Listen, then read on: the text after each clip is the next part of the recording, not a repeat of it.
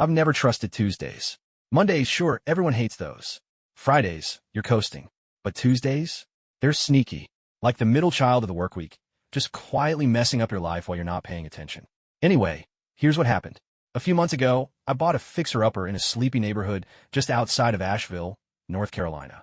Big yard, creaky floors, and enough weird noises at night to make you question your life choices.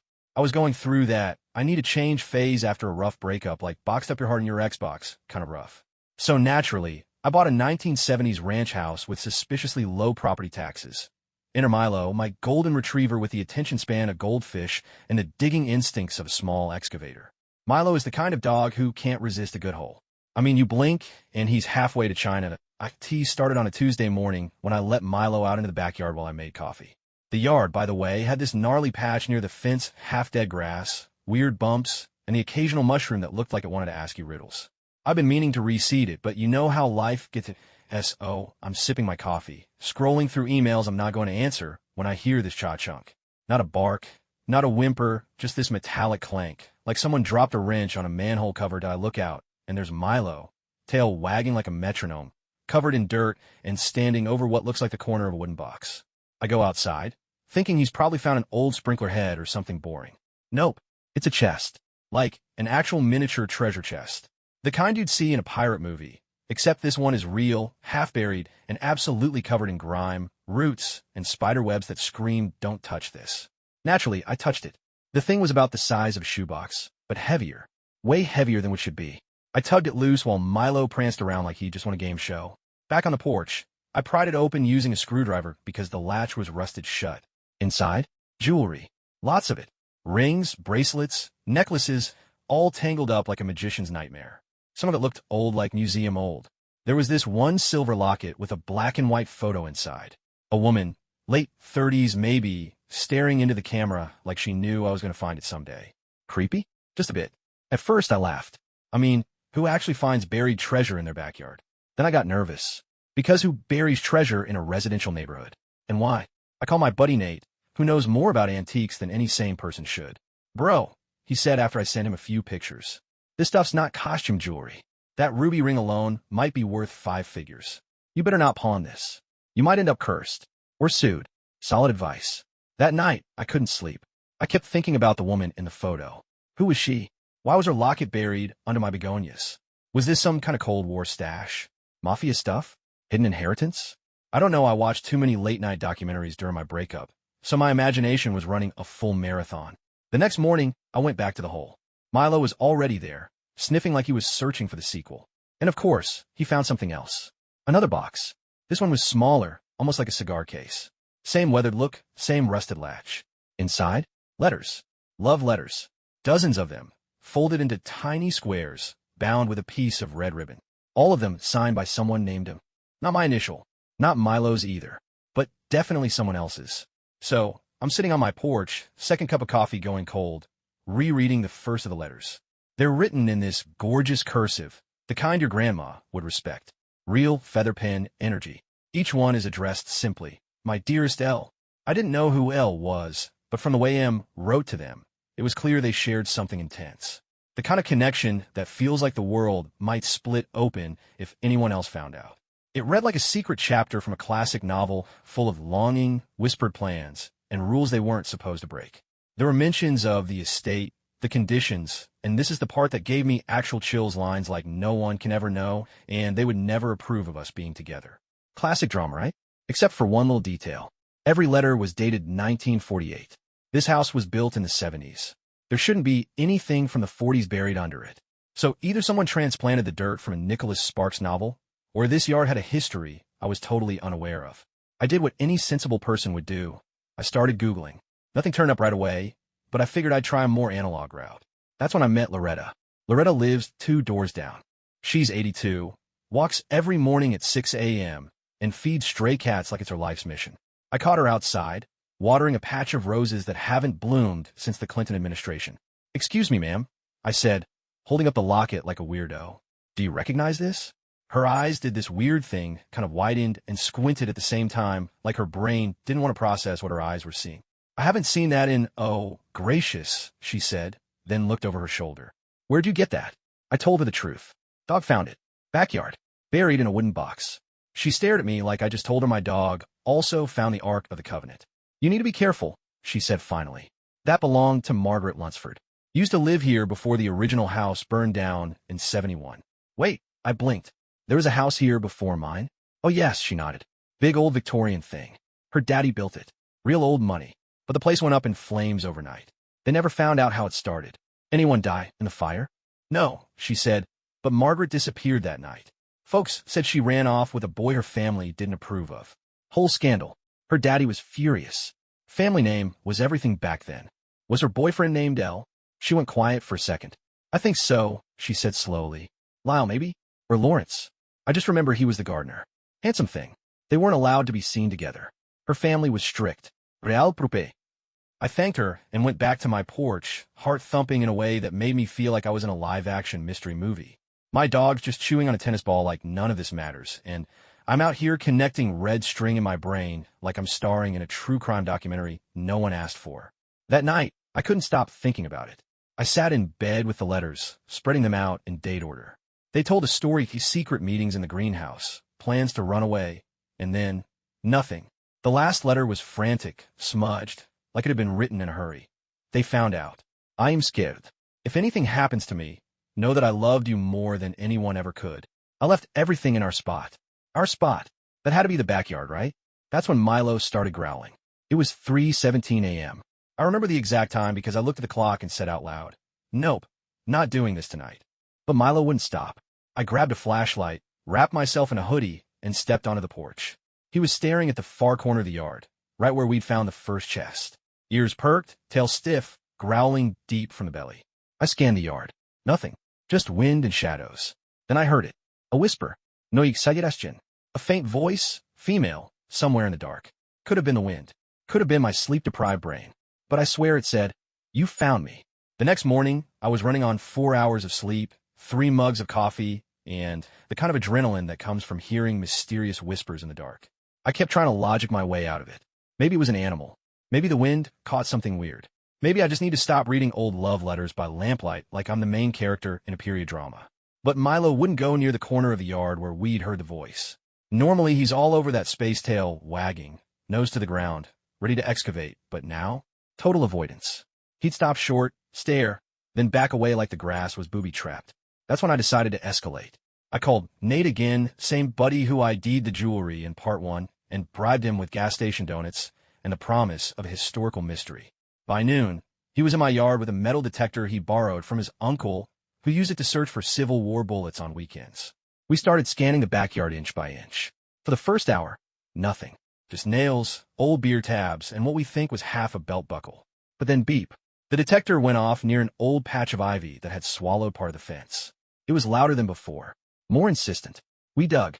6 inches down, another box. This one wasn't what it was: tin, rusted, and almost crumbling in my hands. Inside, wrapped in what looked like layers of wax paper and cloth, were photographs. Black and white, slightly water-damaged, but still sharp enough to see what they were. Margaret again. Always Margaret. In one photo, she's sitting on a porch, my porch, or what used to be it, looking over her shoulder like she heard someone call her name. In another, she's holding a bouquet of wildflowers. And in the last one, she's standing with someone. A man, face partially obscured by the sun, but their hands are clasped. And her expression? Pure J. On the back of that photo was a single word. Lawrence. So that was it.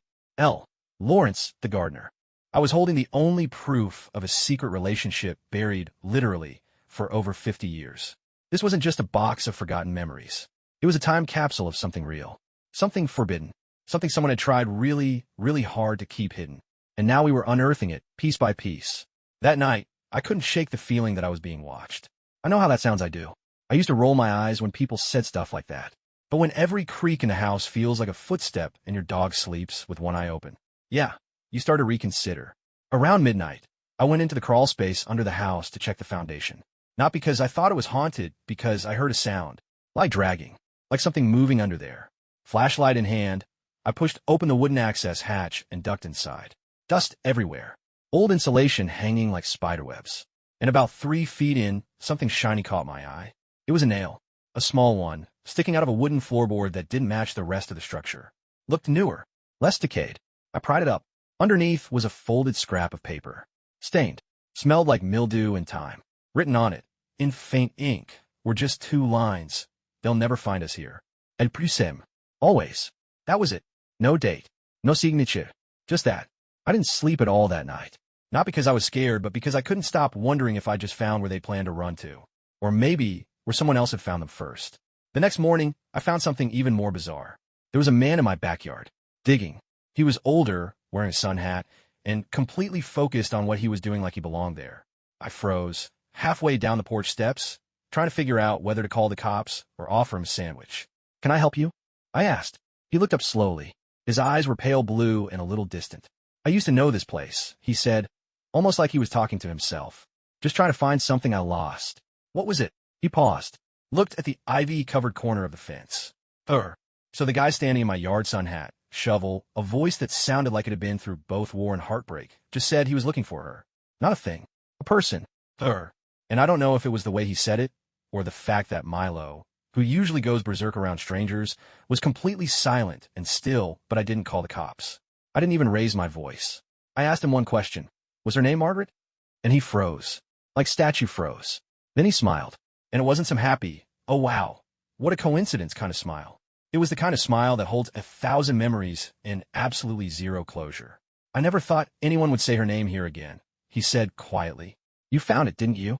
"Found what?" He pointed toward the house. "The locket, the letters, maybe the photograph." I was floored. He knew. He knew everything. Turns out his name was Lawrence. Lawrence Bell, 79 years old. And after living in Tennessee for most of his life, he came back to the neighborhood just to see it again. He had no family left. No Thais. Just a memory of a girl with soft eyes, a love that had to stay hidden, and a promise made under a willow tree that no longer exists. We sat on my porch for over an hour, Lawrence sipping sweet tea I made with way too much lemon, telling me the parts of the story no one else knew. Margaret's father did find out. They planned to run away. He was going to meet her that night in the greenhouse.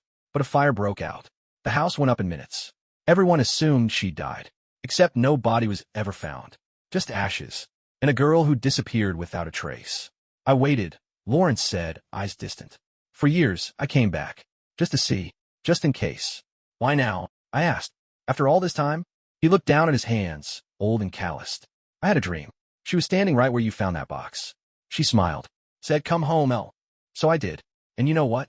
I believed him. I gave him the letters. Every last one. Told him they weren't mine to keep.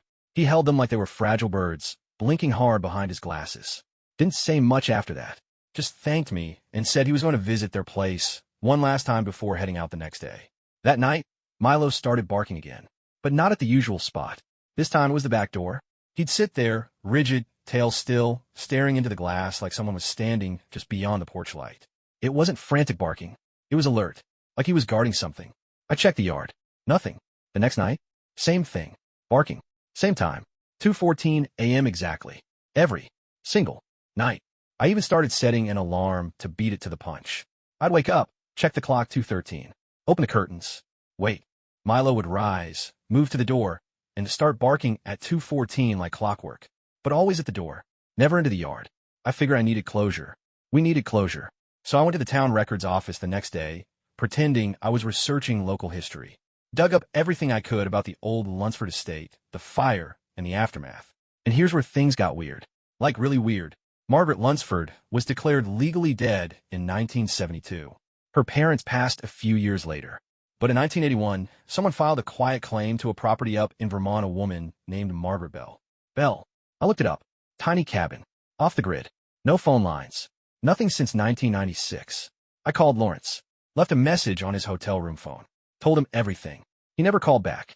The next morning, the hotel said he'd checked out that night around 2:30 a.m., left no forwarding address. And here's the kicker. That night, at 2:14 a.m., Milo didn't bark. He walked to the door. Saturday. And wagged his tail. After the night Milo didn't bark, I waited. Just in case. Set an alarm again. 2:13 a.m., sat on the couch in the dark, staring at the door. Nothing happened. No sound. No scratching. Just Milo, curled up and asleep like he knew something had ended. But the next morning, I found something strange by the back fence. A small patch of earth had been disturbed like someone had dug and then smoothed it back over. It wasn't Milo. He'd been inside all night. And it wasn't the wind. This was careful. Purposeful. I didn't want to touch it. But I could not. I grabbed my shovel, walked out in my slippers, and started digging. About a foot down, the blade hit something solid, smaller than the other boxes, more compact, almost like a keepsake case. I pulled it out and sat cross-legged in the dirt, already bracing myself for whatever this was. Honestly, at that point, I thought I'd seen it all. I hadn't. Inside the box was a small, pressed bundle of dried flowers. Lavender, mostly, and something else I didn't recognize. Beneath them was a folded note, aged and yellowed, but intact. This one wasn't signed by Margaret or Lawrence. It was signed Milo. I'm not kidding. It said, "To whoever finds this, thank you for remembering, for listening, for not burying the past all over again. We were never meant to be forgotten. And now, we don't have to hide anymore. You were never alone here. We made sure of it. Give him extra belly rubs. He knows more than you think." Milo. At first, I thought it was some kind of prank. Maybe Nate messing with me. But he swore up and down he didn't leave anything. Hadn't even been near the yard since we found the tin box. And no one else knew what we'd uncovered. I hadn't told a soul about the nighttime barking or the note under the crawl space. And yet, this message felt like it had been waiting for me. I stared at my dog, who had wandered out and flopped down next to me in the sun. He looked up, tail wagging slowly like he knew. And you know what? Maybe I'd finally been in this house long enough to accept that not everything needs explaining. I rebared the box, not because I wanted to hide it, but because some things deserve to rest in peace. Milo gave the dirt one satisfied sniff, sneezed dramatically because of course, and then trotted off like his work here was done. That afternoon, I planted a sapling in that corner of the yard. A weeping willow. Took me hours to find one. Felt right. About a week later, a letter showed up in my mailbox. No return address. Inside was a photo, old and slightly curled. Margaret and Lawrence standing by a lake, both smiling. In the background, a golden retriever with a goofy face is mid-jump into the water. On the back, in handwriting I didn't recognize, was just this: "You kept your promise. Thank you." Empu said. I haven't heard anything strange since. No whispers, no midnight knocks, just the wind through the willow leaves and a dog who sometimes sits under it like he's waiting for someone who used to come by often. I still don't know how much of this was coincidence, how much was history finding its way back into the light, and how much was something else, something we don't really have words for. But I do know this. Sometimes the past isn't trying to haunt you. Sometimes it just wants to be seen. And sometimes all it takes is a dog with a good nose and terrible digging habits to find it.